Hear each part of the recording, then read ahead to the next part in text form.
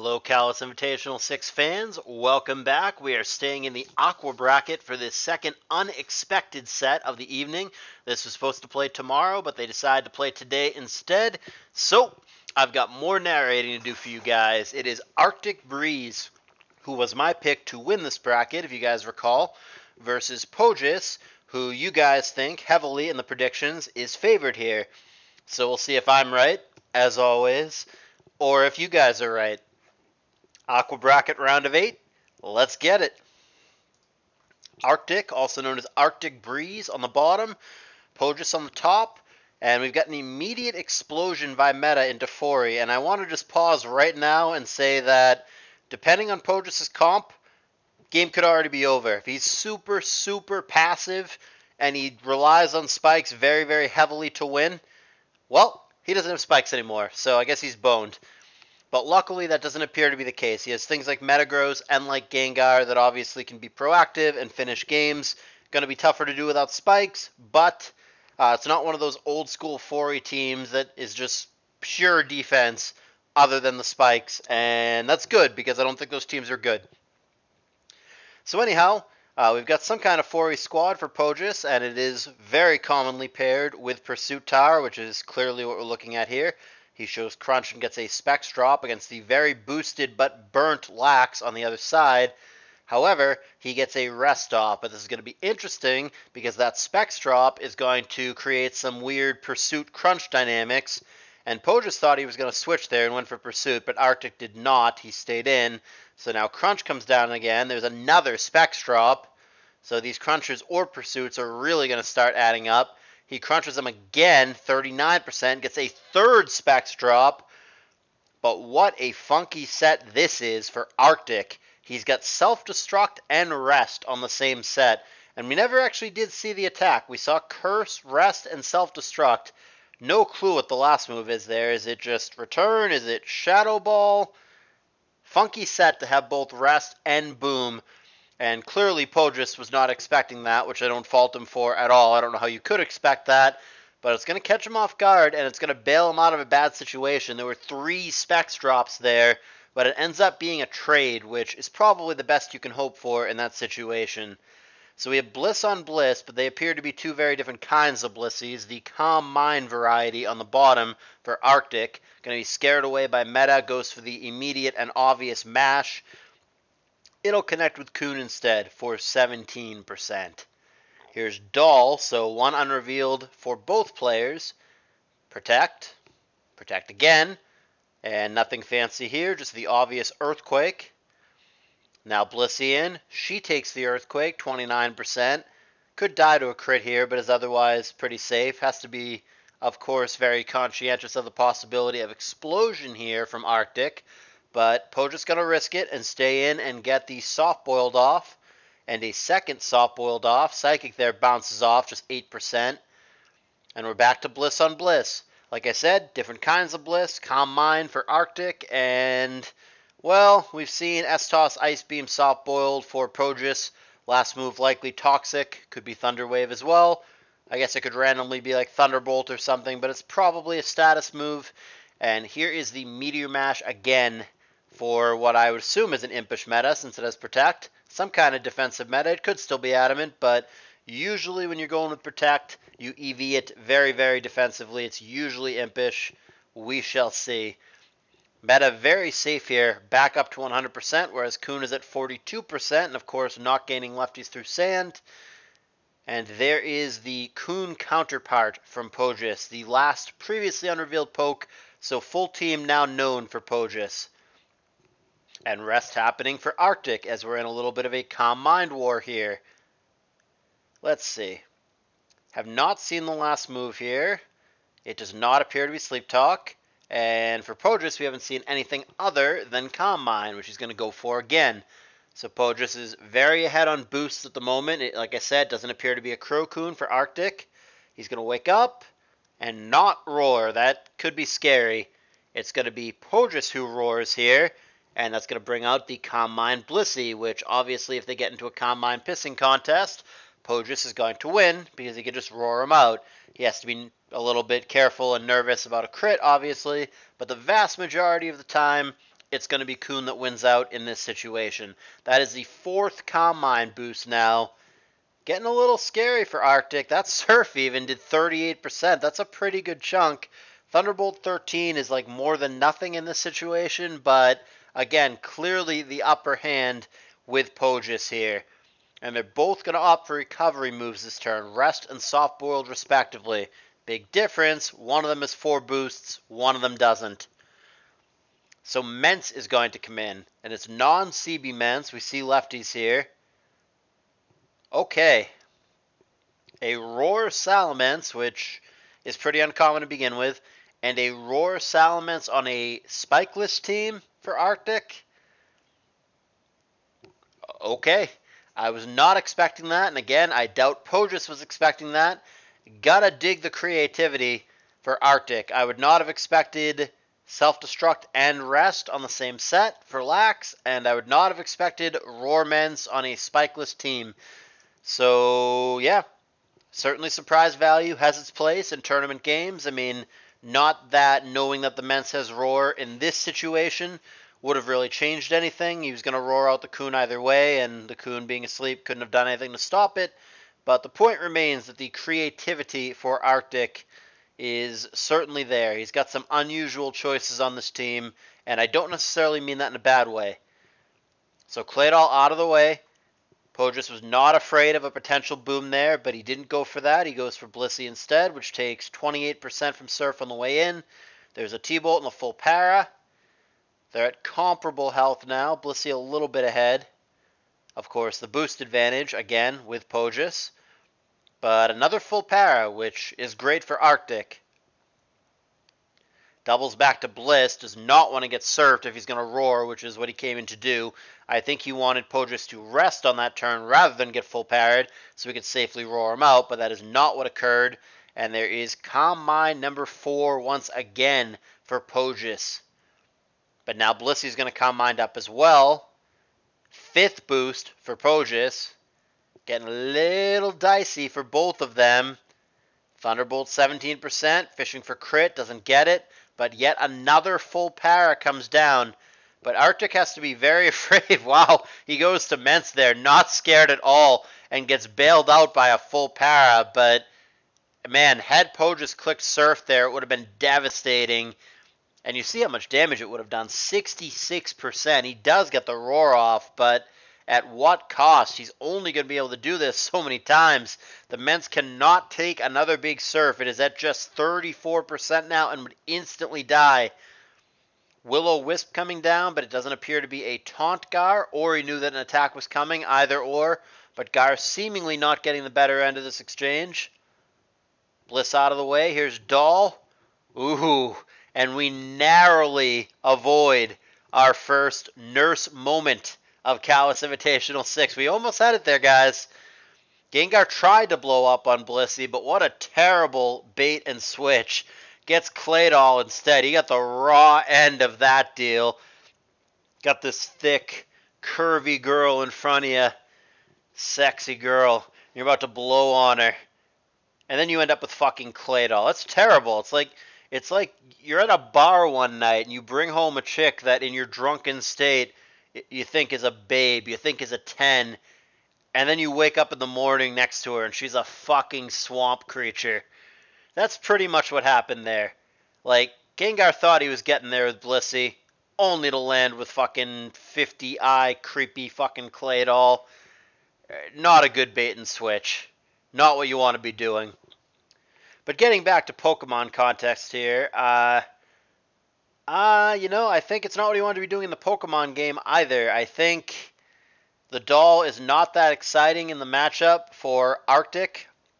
I think that even if you would kill the Doll, who cares? It doesn't. There's no spikes, and as a wall, it doesn't really matter. It doesn't beat the Coon. It's whatever against Bliss. It's whatever against Gross. The Claydol just doesn't seem that exciting for Arctic. I think Pohjis clearly wanted to hit the Blissey there, was clearly the intended target of the boom. The fact that he got Claydol instead, I think, is probably a turning point in this game. It's certainly not over, but it feels it feels like Arctic clearly has the advantage now. I thought that Pohjis was in a pretty good place not that long ago. And I'm not saying that Boom was inherently wrong. It's very results based to say that. Obviously, if it did connect with the Bliss there, I think that would have been very good because it turns the Coon on for Pohjis, which all of a sudden is very difficult for Arctic to deal with. Had he connected with the Bliss there instead of the Doll, you just have to look at the game state. So we have this Mence that would just die the next time it takes a boosted Surf. You have the Clay Doll, which cannot take hits from the Coon. Maybe it could blow up on it, but if Coon's at full health, the Boom without a crit doesn't even come close to killing it. And then you have your own Coon from Pohjis, which we now know does not have Roar. It has Ice Beam. So clearly, if you have two Calm Mind Coons and one of them has Roar and one of them doesn't, obviously the Roar one has a big advantage there. So I think that play, that turn, I don't know if it decided the game. That might be premature because Pohjis can still win. But I think that the game would have been decided had the Gengar landed on the Bliss there, had the explosion landed on the Bliss. Because then I think it's very difficult, not impossible, of course, because it's Pokemon, but I think it's very difficult, had the Bliss died to the explosion there, for Arctic to deal with this Coon for Pohjis. I think Pohjis' Suicune wins the day had the Boom connected with the Bliss. But it didn't, so let's look at the game state that we have now. So, I mean, honestly, the Coon is still a threat because even with the Blissey still alive, you could still roar it out. You could still force the action here. Mence very low at this point. Certainly not about to live a Surf. And that does considerable damage to Bliss as well. The one thing for Pohjis that we have to be careful of is PP. And he goes aggressive here as well. And Arctic does too. He doesn't soft-boiled here. He Thunderbolts. And now Blissey very much in danger. Here's Doll. That's going to die. Okay, so what's the plan? Mence? Is it last move HP Grass? Is that what we're doing here? Flamethrower for 5%. And a rest. Okay, well, Arctic will lose the Doll now. And most of the rest of his team is in a poor place. And I don't get the Dragon Claw there either. I guess... I don't even know what he was doing there. Fishing for a crit, thinking there'd be a switch. It doesn't even make sense fishing, thinking there'd be a switch rather, because it bounces off both Meta and Blissey. So I'm not sure what the Dragon Claw was there. Hell, I wonder if it was a misclick. It doesn't seem to have a lot of purpose. If you're fishing for a switch, you just Brick Break there, right? I'm not clear. I don't like the Dragon Claw there, but regardless, the Blissey does take a big Brick Break before knocking out the Mence finally, and it's actually last move Aromatherapy for Pohjis rather than a status move, as I thought that it would be. So this leaves us in a weird game state. They both have Blitzcoon, and then Pohjis also has a Metagross, which is very relevant here, because assuming it is Boom, which they basically universally do, that's obviously going to insta-kill something when it blows. Though, to be fair, I guess there is a world, because it is presumably an impish meta, there is a world where if it is a very bulky Coon for Arctic, which I would think given the set that it is, if it's a very bulky Coon for Arctic and a very bulky meta for Pohjis, maybe from full health, the explosion from meta doesn't actually kill Coon. Now, granted, the easy and obvious way around that is you just bring meta in on a turn in which Arctic's Coon goes to sleep. You hit it once with Earthquake, then you blow up on it. That would solve your problem. But there is a world where Pohjis gets a little too hasty with his Boom. It doesn't actually kill the Coon, and he thinks it is, thinks that it will. And yeah. And then it gets weird. But like I said, the consideration at this moment is going to be the PP for Pohjis. This says that he has 14 Surfs, which may or may not be correct. I don't recall, and I'm not going to go back now as we cross turn 100. I don't recall how many of the Surfs were against the other Coon, which of course has pressure, and of course the counter does not accurately reflect pressure in this gen. I wish that it did, but it doesn't. So it's very possible that the PP count, we just saw at least one surf against the Coon, but it's very possible the PP count for Pohjis is not actually correct and that it's actually lower than the 12 here that it says that he has. There's been at least 2 against the Coon, so this says that he has 11, but we know that he can't have more than 9. And Pohjis, of course, has the ability to go back and count this out and see exactly how many he has. But I don't even know that it matters at this point because the meta can now finish the game. Pohjis does not seem to see it that way. I'm not clear why he didn't go to Metagross on what was an obvious rest turn. The game would have ended if he did, but he's going to play it aggressively with his Coon. He's got 8 surfs, it says, which can't be more than 4. He's actually going to run out soon. But now he makes the play. He goes to meta on the rest turn. This is actually a lot closer than it looks. That Coon was actually really close to running out of surfs, but Earthquake plus Boom will finish it here unless he somehow doesn't have Boom, but of course he will, right? And there it is.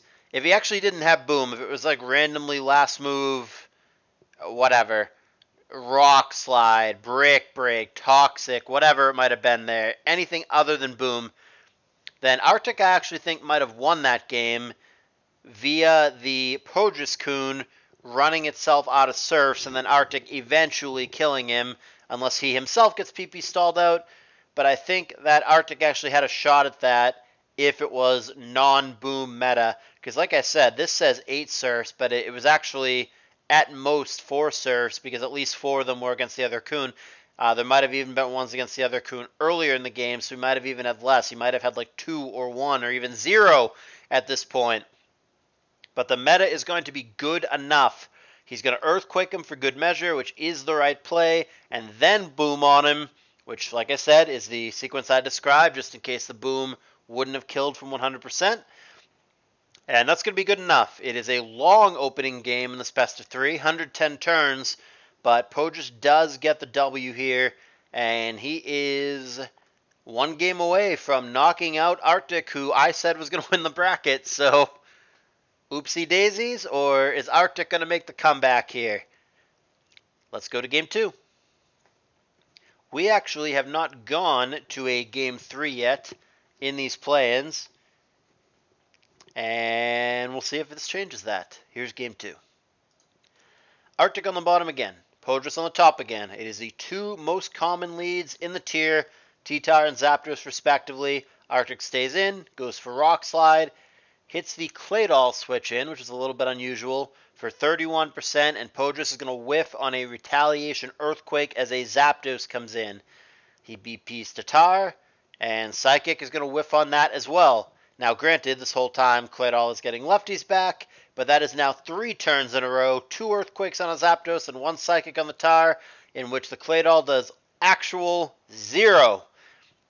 Alrighty, finally something actually gets hit with an attack. It's Pohjis on the bad end. He gets hit with an HP Ice from his Zapdos counterpart, and Pohjis again is going to whiff. 4 attacks, 4 nothing burgers for Pohjis as a T-Wave goes down into a Swampert. However, he then HP Ices into the Swampert, and he hits an incoming Breloom pretty hard, 81%, and leaves him real low. Now, granted, Breloom can still spore something, so it's still useful, but that was a very, very large chunk on entry.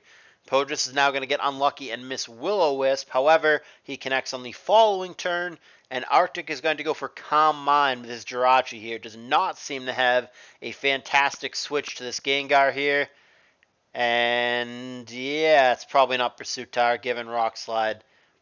So there is HP Grass and Earthquake. Huge damage from both, 52 and 49%. But Rachi is faster here, and that'll be good enough. Claydol going to go down. First knockout of the game for Arctic, though his Jirachi is not in good shape, 21% and burnt. But he's going to preserve it anyway. Out of the way he goes, not willing to let it take Thunderbolt. Swampert blanks it. We also know there's no HP Grass, so he's pretty safe here. HP Ice, a pathetic 21%. Ice Beam does 53, and Zapdos is gone. Kind of weird that Pohjis allowed that to happen. Did he truly not have a better switch into Swampert there? Something that could just take the Ice Beam and he could keep his Zapdos? it felt like he didn't need to throw the Zapdos away there. If his team really is that weak to Zapdos, then we're almost certainly going to be going to a Game 3 here. Pohjis finds himself pretty far behind. Now, Will-O-Wisp there on Tar, seemingly a CB Tar at that, is very good. So Pohjis is making a little bit of progress here, and he does kill Loom as well as he doubles back to Doug. So a couple good plays here for Pohjis, but you still have to like Arctic's position in this game as a whole. Pohjis seemingly just has no switch into Zapdos, which is crazy. Is his intended answer to Zapdos just Claydol? That's just not going to cut it. I don't know what to say. Claydol is just not a proper and full Zapdos answer. It just isn't. Man, here's a Coon. Yeah, Pohjis' team just seems horrendously Zapdos weak. More than I've ever seen. And here it is again. What do? Doesn't look like much of anything. I think you prepare for Game 3 is what you do. He's got Protect. Okay. Yeah, Thunderbolt kills. And last one, Kingdra. Yeah, Zapdos is a nightmare for Pohjis' squad here. There's a 54% Thunderbolt. Swampert comes in, and Pohjis tries to anticipate the T-Tire switch by going for Rain Dance, which I think is a good play. He's got to make plays like that to try to win this game.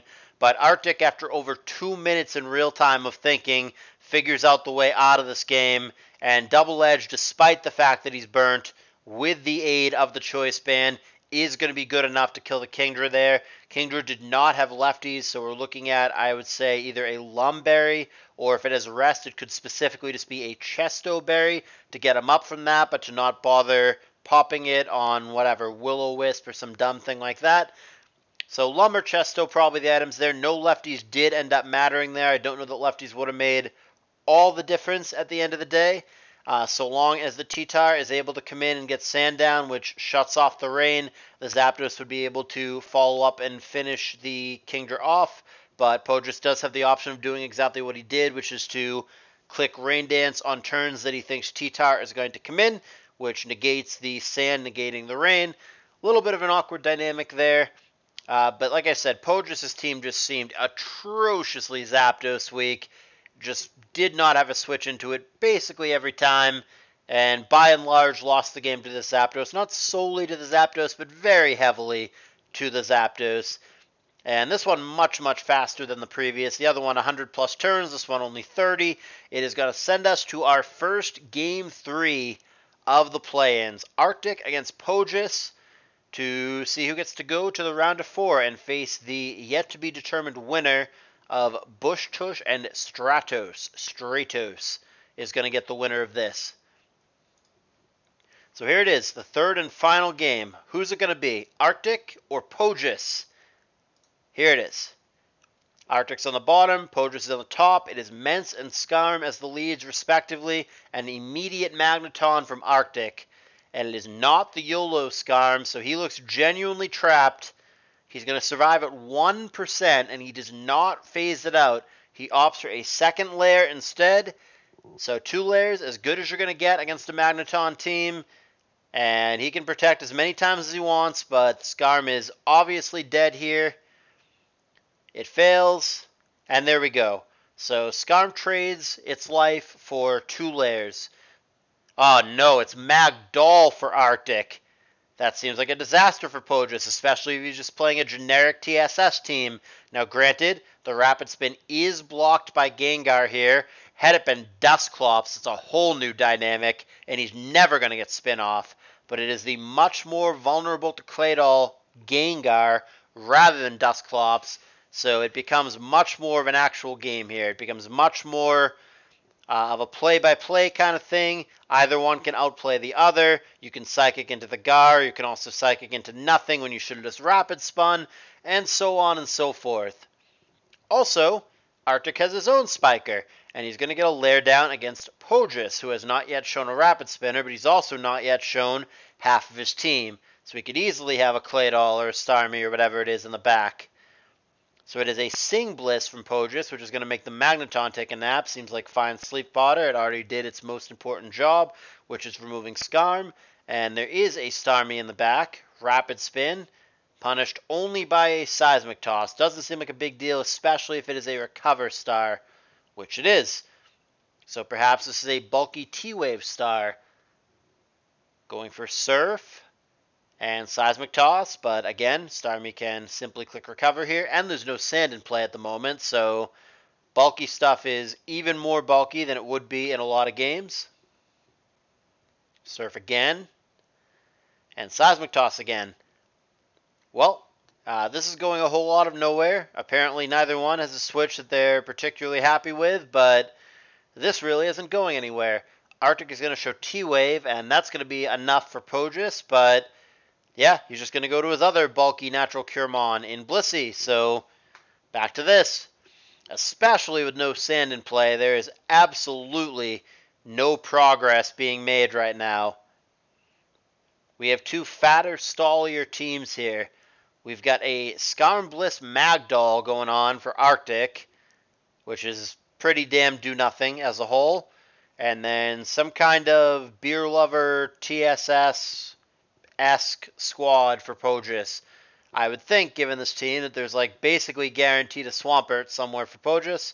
And then traditionally the last Focus Tar, but doesn't necessarily have to be. Full team shown now for Arctic. This is a pretty do-nothing squad. He does get an opportunity there, though.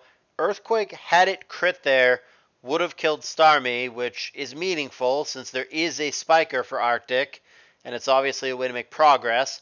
That was unlucky, unfortunately for Pohjis. He misses Toxic there on the Mence, which, do we know if there's...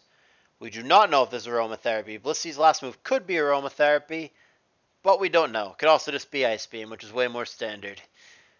Toxic going to connect with Starmie here, who's going to opt for Recover, and there is lair number 1. I would not play this game if I were Pohjis. I would get out of the way, and he agrees. He goes to Gengar on what is a Whiffed Protect from Arctic.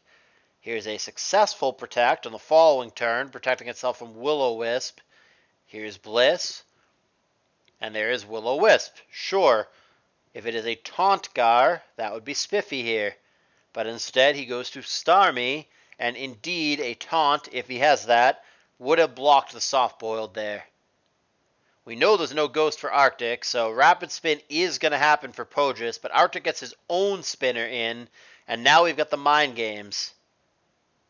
And it is not the right prediction for Arctic. He eats a fat Surf, and he goes Psychic into the Starmie. Pohjis clearly wins that Mind Game situation. Had the Rapid Spin happen there for Arctic, he would be in a wonderful place because Pohjis could not reestablish the spikes, but that is not what happened. Pohjis crucially wins that turn, and that very well may have long-term ramifications on this game. We'll see. Doll sneaks in again and does get lefties, which matters, but he cannot stay in against Starmie. Actually, as it turns out, he could have clicked Rapid Spin there. It would have been an amazing play, but very hard to do. Certainly not a play I could have made there. And Pohjis takes advantage of it with a double switch, and it was not to Gengar. But like I said, Arctic has no way of knowing that, and it's just so hard to click Rapid Spin here. You have to be a fucking AI. You have to be superhuman to click Rapid Spin there. So Bliss on Bliss. Last poke's still not shown for Pohjis. I mean, it just looks like Beer Lover. It's just T-Tar, right? But like, I don't know. If it is T-Tar, which it should be, it's supposed to be. If it's T-Tar, why hasn't it come in yet? It feels like Sand would be super helpful to Pohjis here. Plus the T-Tar itself, no matter what set it is, whether it's a BKC Tar, a Mixed Tar, hell, even a DD Tar, given how low the Swampert is. Just about any Tar would be pretty helpful here for Pohjis in making progress and moving this game forward. So if it is Tyranitar, which I still think is the most likely scenario, I'm a little bit perplexed as to why it hasn't found its way in just yet. If it is something like a DD Tar, he could just be really, really saving up for the late game, trying to set up like a DD Tar sweep, just clean up in one fell swoop with a poke like that. That's the only thing I can think of. I don't know. He's had a lot of opportunities if it's Tar to get it in. Alternatively, if it isn't T-Tar, if it's just like a Metagross or an Aerodactyl or something, that That is interesting. It would certainly make the game take longer. Aerodactyl would be met with 2 rock resists on the other side. The Claydol that is low, and the Swampert that's like healthy-ish, but there's spikes down and he's asleep. So actually Aerodactyl would be pretty spiffy. There's also Scarm to consider. Protect Toxic variant, a phaseless Scarm here for Arctic. I gotta say, throughout this whole set, Arctic has not been afraid to bust out some weird sets. And I mean that in a very positive way. The kid is only like 15, 16 years old or whatever, and he's really confident in himself. He builds and plays his own way and is not afraid to innovate and bring what he thinks is right, even if it's just a weird set on paper that not everybody would like or agree with. And like I mean what immediately comes to mind is the rest and boom lax that we saw in game 1. But this Scarm is just another example. Now, granted, he's not the first player in the world to ever play a phaseless Scarm, but it's really, really uncommon. He's got the Spikes Toxic Protect Drill Peck set, and he doesn't even have a Dugtrio in the back. When Magneton gets him, he's just ultra fucked because he can't even phase it out. So he's just totally willing to get boned by Magneton here. No Dug and no phasing move. And yeah, sometimes when you take risks, you get rewarded. It does not seem like something he's getting punished for here. In fact, the opposite. Both Drill Peck and Toxic seem useful in their own ways in this matchup. And there is no Magneton on the other side. So even though people can look at this set and scoff and go, man, how the fuck can you run that? I would never run that, so on and so forth. In this matchup, it's probably better that he has this set than it would be if he just had Roar or Whirlwind. So hey, something to think about the next time you look at a set and go, man, that's garbage. I can see why you would say that, but hey, sometimes those sets are better. Moving back to this game, I still don't understand. I'm starting to think it's not T-Tar. Why wouldn't it have come in by now? There's been so many opportunities for Pohjis. Like I said, it could be something like an Aerodactyl or a Metagross. I still think it's T-Tar. It's supposed to be T-Tar. I want it to be T-Tar. But he's not playing like it's T-Tar. Ice Punch with a freeze on Bliss doesn't really matter unless he's going to follow up by blowing on it. Hasn't shown the last move. Could be Boom, but it could also just be Taunt or another attack or Hypnosis. He's had a lot of opportunities to Boom and he's not doing it, so he obviously either doesn't have Boom or doesn't think killing the Bliss is all that important. And it is T-Tar. He takes forever to get it in. It takes a frozen for like 5 turns Blissey to finally pull the trigger and get T-Tar in, but it is T-Tar, and it's clearly not a banded T-Tar because that Focus Punch would have done more despite the Intimidate and the Resistance. It bounces off Mence there, so we're looking at what I can only assume is a BK C-Tar, which for those of you who don't know the lingo, simply means a strictly physical 4-attack tar with something very close to max HP and max attack. So it's slow, it hits hard, and it's strictly physical, is what I speculate that it is. Starmie out of the way, and one thing that we did not discuss yet, but we did see it in the game, is that, I guess you can't see it here, it's cut off, but the last move on this Starmie, Rapid Spin Recover Surf, I would have thought that it is a bulky T-Wave star, but actually it is a Thunderbolt Starmie, not a Thunder Wave Starmie, which is a little weird. Wave makes more sense to me here, but I guess I can see why you want Bolt. Like, he wants to actually threaten the Scarm. He might feel that a lot of things on his team, like the Swampert or a strictly physical Tar, or his own Blissey, which doesn't seem to have like Thunderbolt or anything like that, he might feel like he needs a little bit more pressure against Starmie, which could be a valid argument, so maybe he needs Thunderbolt. And then likewise, maybe he wants a little more help against opposing Starmie, or against Milotic, or against Kuhn, or whatever. I don't hate Thunderbolt here, it's just not what I was expecting, but it's decent in this matchup. It certainly gives Scarm something to think about. Gonna go for Surf there. Not sure what he was anticipating with that. Perhaps Claydol. Now Mence comes in, sure. That doesn't care about Surf. I mean, at least with Thunderbolt, even though it would do a little bit less damage, at least you have a chance to randomly get a para. That makes me check on the Bliss's last move. We still don't know if it's Aroma or not. It's supposed to be Ice Beam here, but has supposed to mattered all set long for Arctic? Not really, right? So it's probably supposed to be Ice Beam, but it could easily not be. There's a crit Dragon Claw there, 66%. Not going to matter unless he finds another crit, but... Well, it does matter in this way. It does give the Claydol a free turn to come in, so he takes advantage of his luck, takes advantage of his crit, and he takes the opportunity to get some lefties on Claydol, who is still fairly low, but has managed to lefties back up a few times, is now up to 42% here from, I don't remember exactly how low he was, but 20-something. Skarm is going to come in here and eat a Surf, but it gets the Wish back and goes back up to 74% after lefties. Protect and T-Bolt, sure. I think T-Bolt is a wonderful play for Pohjis here. Fish for para and all that good stuff.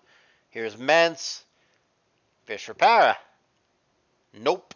23%, which is fine. Takes it neutrally. So it actually does a little bit more than Surf. I'm just dumb. Because he resists the Surf and he takes Thunderbolt neutrally. There is Thunderbolt again. And it's going to be a Wish. He's shown Protect, so if he wants to, he can keep his own Wish, which is an obvious play. And that's what he's going to do. And now Pohjis, knowing there's going to be a Protect, is going to opt for Recover. Why not? T-Bolt again.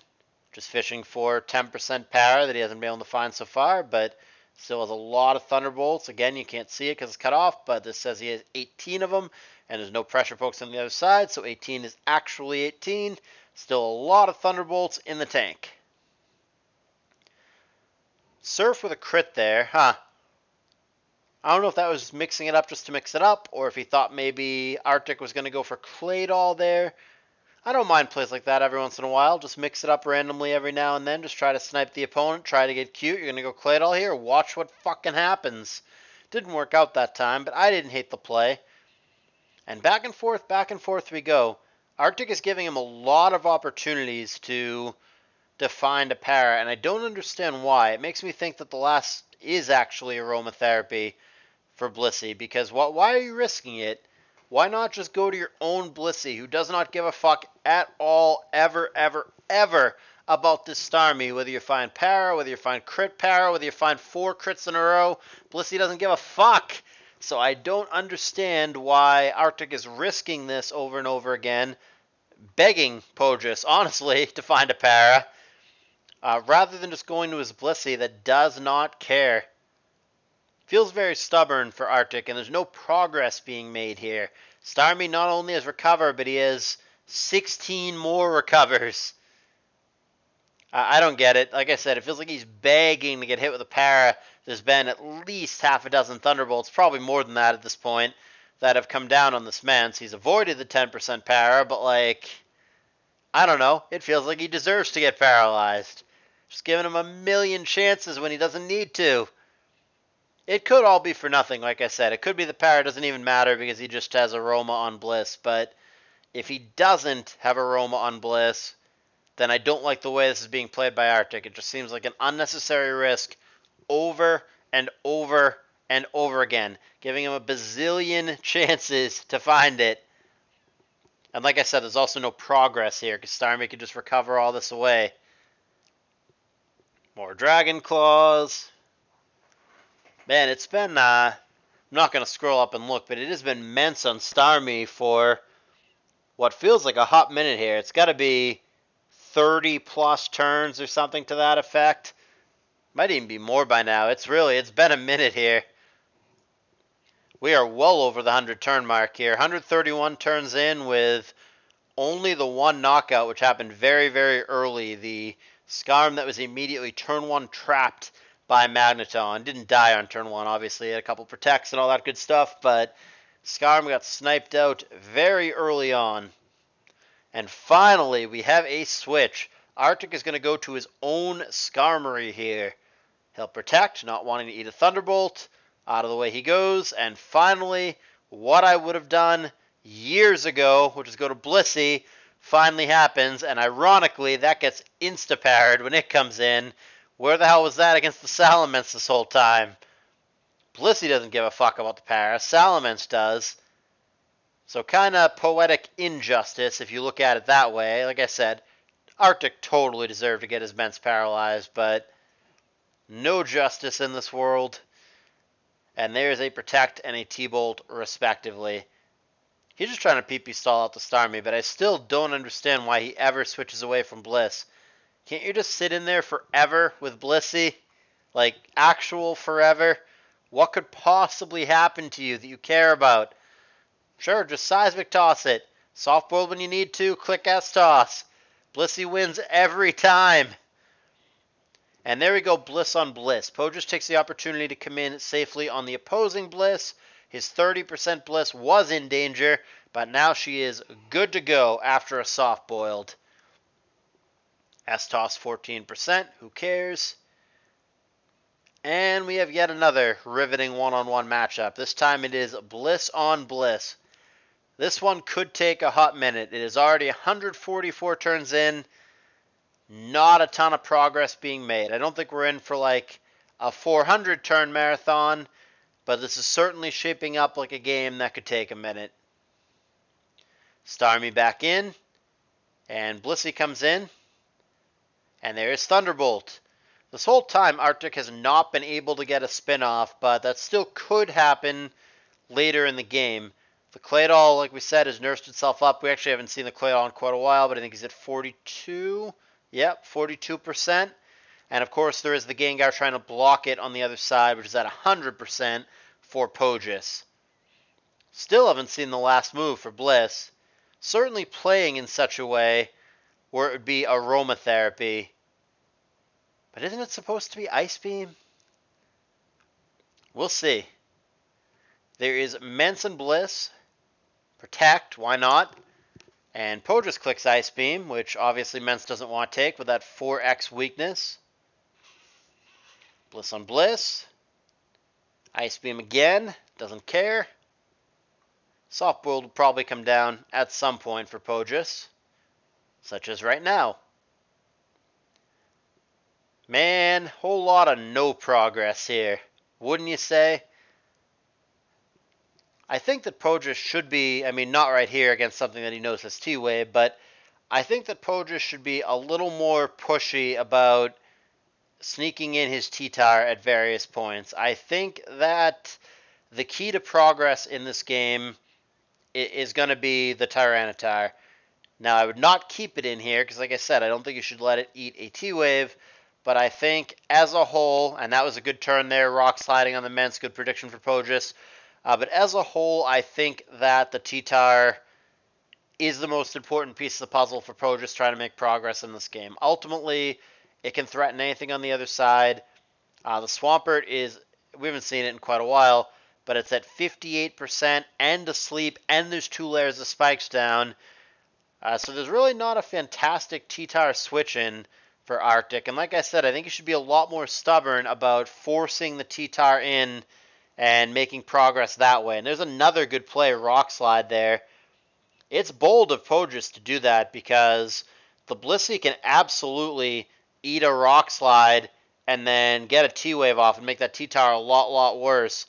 That was unlucky for Pohjis. That Rock Slide absolutely would have killed the Salamence there, which would have been meaningful progress. But unfortunately for him, it's just going to miss. 90% doesn't get there. It's an over-prediction second Will-O-Wisp there. Interesting turn. So this sequence is very important. So the Claydol is very low. It's at 5% and it's burnt. However, Gengar is not there anymore for Pohjis. So the Rapid Spin is never really going to have a chance to get off because Claydol is going to die to burn. But the Gengar is not there either anymore. It's progress for sure.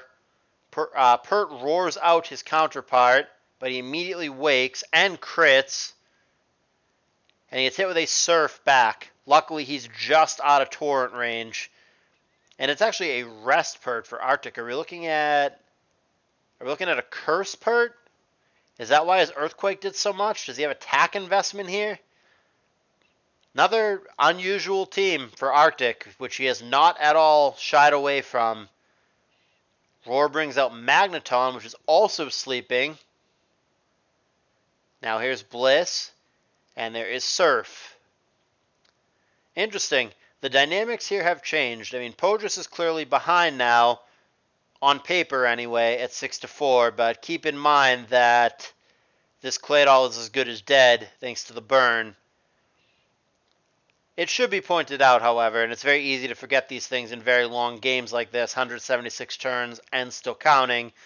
Let's not forget that T-Tar did miss the Rock Slide on the Salamence that would have killed it, and then earlier in the game he also missed a Toxic on the Salamence. So both of those things pretty relevant. Both of those things obnoxious for Arctic. His Salamence has been pretty nimble and very well trained to dodge crucial attacks like those. So you could certainly make the argument here that Arctic should be without his Mence, and that certainly would make the game closer. If Mence were dead and Claydol is effectively dead, we'd be looking at a 4-4 right here, rather than what we're actually looking at, which is a pseudo 5-4, technically 6-4 situation. So we rage on, looking very likely that we're going to cross the 200 turn barrier here.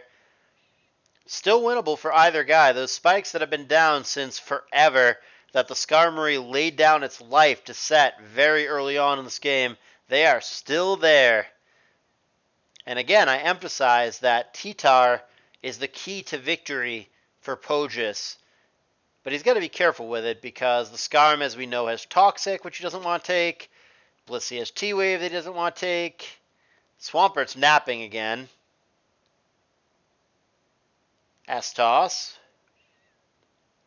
Yeah, I mean, there's definitely been patches in this game where not a lot happens, such as that long Mence on Star sequence, or Blissey on Blissey, all that good stuff. But in between that, there's ways to make progress here.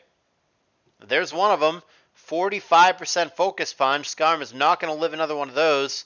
Focus Punch again on a Protect. Now remember, Skarm cannot phase him out, but he can Drill Peck to disrupt Focus Punches here.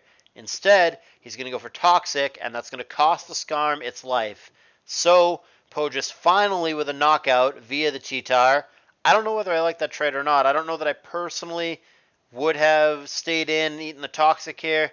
Well, now he's going to lose this Tar, so I like it a lot less now. I guess he does not value the Tar as much as I do. I thought that the Tar was very important for Pohjis and was his best way to break through this and progress the game.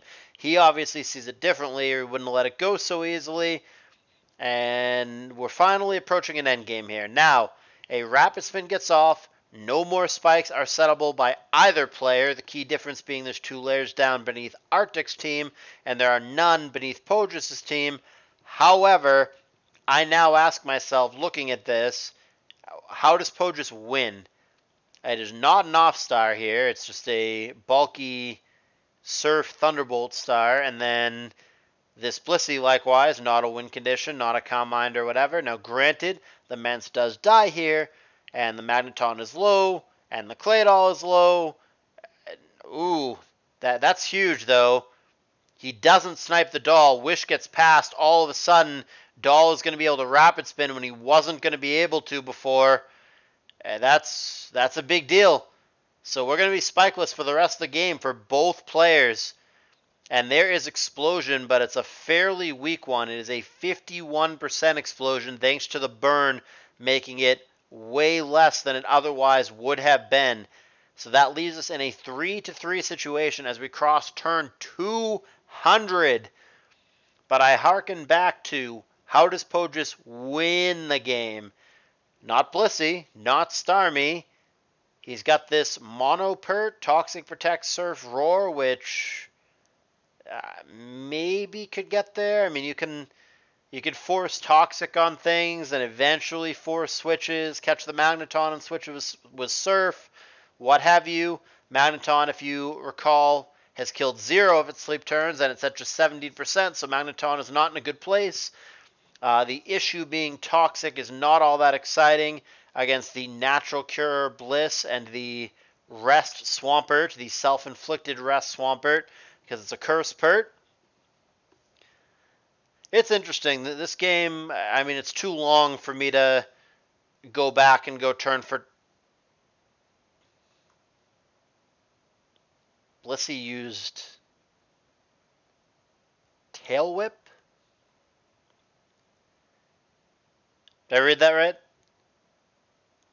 Its last move is Tail Whip. Is that like a misclick in the builder? It's supposed to be toxic. It's not supposed to be Thunder Wave because he has Thunder Wave. It's supposed to be like toxic or Thunderbolt or something. Well, you know, I remember, I don't know exactly what game it was, but I remember that I narrated a CALLOUS Invitational game main event one year in which the move Gust was used, and I think it actually did something good in that game. So Gust is one of those things that like the level 3 Pidgeys use and shit when you're on the opening route. I didn't think I would be narrating Gust in CALLOUS Invitational. But we now have a new standard. Blissey used Tail Whip. I remember Gust, and I remember the Waterfall Coon of last year that Jabba lost to. But now I've seen Tail Whip in CALLOUS Invitational. I'm not clear if it's a misclick, it's supposed to be like toxic or something, and he typed it in wrong, or if it really is supposed to be Tail Whip, which someone's going to have to explain to me. But Blissey used Tail Whip in CALLOUS Invitational. I'm sorry, I got completely derailed from the game there. Blissey used fucking Tail Whip. In the meantime, we find ourselves 226 turns in, 3-2 situation. Magneton still 70% and having killed 0 sleep turns is basically fucked. So it is going to come down to Swampert getting the job done for Arctic, and it actually has a decent shot to do so. Ice Beam is not doing it here. Curse Pert often has a fairly sizable special defense investment. That seems to be the case here. Those Ice Beams are doing nothing. Earthquake there is going to do 98%, which is going to kill the Bliss when coupled with the Sand.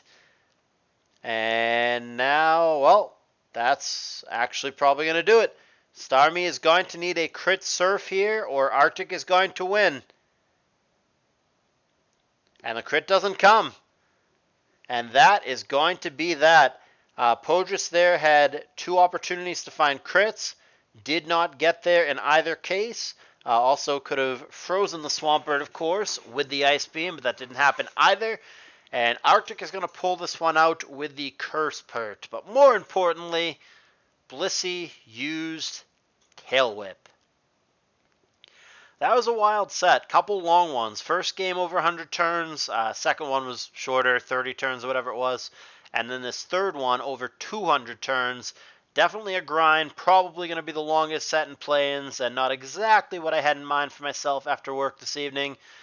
But here we are. We do have a winner. In our first 3-game play-in set, it is going to be Arctic, who was my pick to win the bracket until Blissey used Tail Whip, with a 2-1 victory over Pohjis. So it's going to be Arctic facing the yet-to-be-determined winner of Stratos and Bush Tush. And Pohjis, of course, is going to be eliminated. Certainly a lot to digest in this set. This would be one of those games for the Poke nerds out there who want to digest all the little things that you could go back and turn for turn analyze this game. There were definitely a couple of crucial moments that are worthy of a discussion, but it's too late and I'm too tired to do that, so that is going to be the end of my narration. Hope you guys enjoyed it. There's lots more Callous Invitational content to come.